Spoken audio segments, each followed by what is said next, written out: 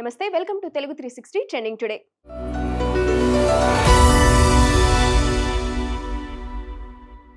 కాళేశ్వరం అవినీతిపై PC Ghosh commission నివేదికను అసెంబ్లీలో చర్చిస్తామని స్పష్టం చేశారు సీఎం రేవంత్ రెడ్డి.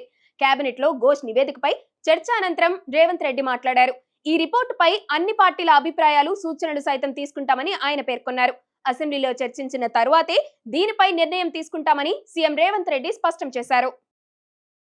మద్యం పాలసీ అనగానే దేశంలో ఏ రాష్ట్ర ప్రభుత్వాలైనా ఆదాయం గురించి చూస్తాయని, కానీ మద్యం పాలసీ అంటే ఆదాయమే కాదని, ప్రజల ఆరోగ్యమే ముఖ్యమనే విషయాన్ని గుర్తుపెట్టుకోవాలని సీఎం చంద్రబాబు స్పష్టం చేశారు.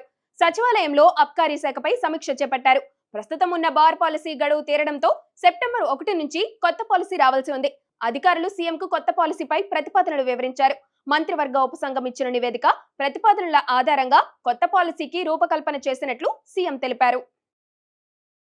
తిరిగి రాజకీయాల్లోకి రావడంపై మాజీ ఎంపీ గల్లా జయదేవ్ ఆసక్తికర వ్యాఖ్యలు చేశారు. దేవుడు కరుణిస్తే మరోసారి రాజ్యసభకు వెళ్తానని చెప్పారు. చిత్తూరులోని కాణిపాకం వినాయక స్వామిని ఆయన దర్శించుకున్నారు. తిరిగి ఎంట్రీ ఇచ్చే విషయమై టీడీపీ నాయకత్వంతో మాట్లాడుతున్నట్టు ఆయన తెలిపారు. తిరుమలలో ఏదో జరగబోతుందని వ్యాఖ్యానించిన వైసీపీ నేత భూమన కరుణాకర్ రెడ్డిపై బీజేపీ నేత టీటీడీ బోర్డు సభ్యుడు భానుప్రకాష్ రెడ్డి మండిపడ్డారు.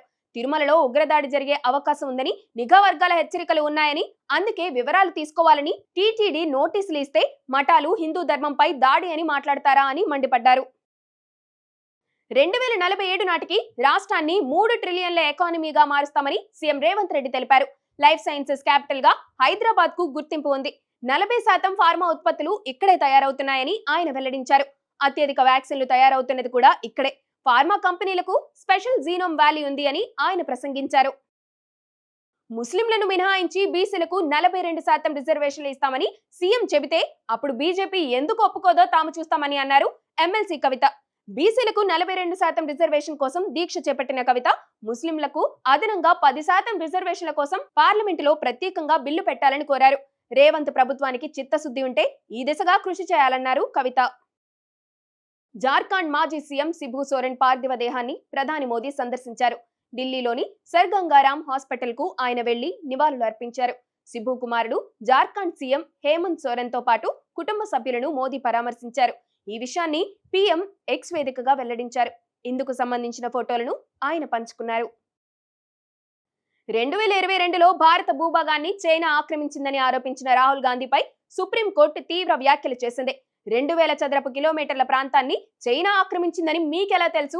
నిజమైన భారతీయులైతే ఇలా మాట్లాడరని సీరియస్ గా కామెంట్స్ చేసింది.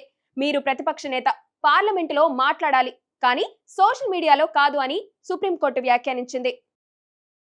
పవర్ స్టార్ పవన్ కళ్యాణ్ నటిస్తున్న ఉస్తాద్ భగత్ సింగ్ షూటింగ్ లో ఉద్రిక్తత నెలకొన్నట్లు తెలుస్తోంది. ఈ మూవీ షూటింగ్ హైదరాబాద్ అన్నపూర్ణ స్టూడియోలో జరుగుతుంది. ఫిలిం ఛాంబర్ ఫెడరేషన్ సమ్మె కారణంగా ముంబై, చెన్నై నుంచి వర్కర్లను ఇక్కడికి రప్పించినట్లు సమాచారం.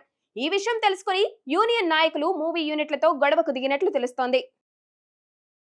గల్ఫ్ దేశం యెమెన్ తీరంలో తీవ్ర విషాదం జరిగింది. 154 మంది యూరోపియన్ వలసదారులతో వెళ్తున్న పడవ శనివారం రాత్రి మునిగిపోయింది. ఈ ప్రమాదంలో 68 మంది చనిపోయారు. 12 మందిని రెస్క్యూ సిబ్బంది రక్షించారు. 74 మంది గల్లంతయ్యారు. అఫ్ఘాన్ ప్రావిన్స్ లో భీకరమైన గాలుల వల్లే ఈ ప్రమాదం జరిగినట్లు తెలుస్తోంది. తన ఫేస్ తో వైరల్ అవుతున్న వీడియో ఫేక్ అని Guntur east TDP MLA Mohammed Nazeer స్పష్టం చేశారు. ధైర్యం ఉంటే ఆ వీడియో నిజమని నిరూపించాలని సవాల్ విసిరారు. గత 20 ఏళ్లుగా గుంటూరు ఈస్ట్ లో టీడీపీ జెండా ఎగరలేదని, ఈసారి గెలవడంతో ప్రతిపక్షాలు తనపై తప్పుడు ప్రచారం చేస్తున్నారని మండిపడ్డారు. ఆస్ట్రేలియాలోని సిడ్నీ హార్బర్ బ్రిడ్జ్ పై ఇజ్రాయెల్ కు వ్యతిరేకంగా పాలస్తీనా ప్రజలకు అనుకూలంగా వేలాది మంది మార్చ్ చేసిన వీడియో వైరల్ అవుతుంది. సుమారు 90,000 మంది తరలివచ్చి గాజా ప్రజలకు సంఘీభావం తెలిపారు. వారికి సహాయం పెంచాలని, ఇజ్రాయెల్ పై ఆంక్షలు విధించాలని డిమాండ్ చేశారు. కన్నడ హీరో రిషబ్ శెట్టి కాంతారా 3 తెరకెక్కించేందుకు సన్నాహాలు చేస్తున్నట్లు తెలుస్తుంది. ఇటీవలే కాంతారా చాప్టర్ 1 షూటింగ్ పూర్తి చేసుకున్న సంగతి తెలిసిందే. అయితే పార్ట్ 3లో యంగ్ టైగర్ ఎన్టీఆర్ కీలక పాత్ర పోషిస్తున్నారని సినీ వర్గాలు పేర్కొన్నాయి. దీనిపై అధికారిక ప్రకటన ఇంకా రావాల్సింది. ఒకవేళ అదే నిజమైతే బాక్సాఫీస్ దద్దరిల్లడం ఖాయమని ఫ్యాన్స్ పోస్టులు చేస్తున్నారు. టాలీవుడ్ కార్మిక సంఘాలు సమ్మె సైరన్ మోగించాయి. రోజువారీ వేతనాలు 30% పెంచాలని చేసిన డిమాండ్ కు ఫిలిం ఛాంబర్ నిరాకరించడంతో షూటింగ్ చేయకుండా బంద్ కు పిలుపునిచ్చాయి. దీంతో టాలీవుడ్ లో సినిమా షూటింగ్లు ఎక్కడికక్కడ నిలిచిపోయాయి. ఓటమి అంచున నిలిచిన మ్యాచ్ లో భారత యువ జట్టు అద్భుతమైన ప్రదర్శనతో అదరగొట్టింది. మహమ్మద్ సిరాజ్ నిప్పులు చెరిగే బౌలింగ్ తో 5 వికెట్లు పడగొట్టడంతో ఓవల్ మైదానంలో జరిగిన చివరి టెస్ట్ లో ఇంగ్లాండ్ పై భారత్ 6 పరుగుల తేడాతో ఉత్కంఠభరిత విజయాన్ని అందుకుంది. ఈ గెలుపుతో 5 మ్యాచ్ల ఆండర్సన్ టెండూల్కర్ ట్రోఫీని 2-2తో సమం చేసి సత్తా చాటింది.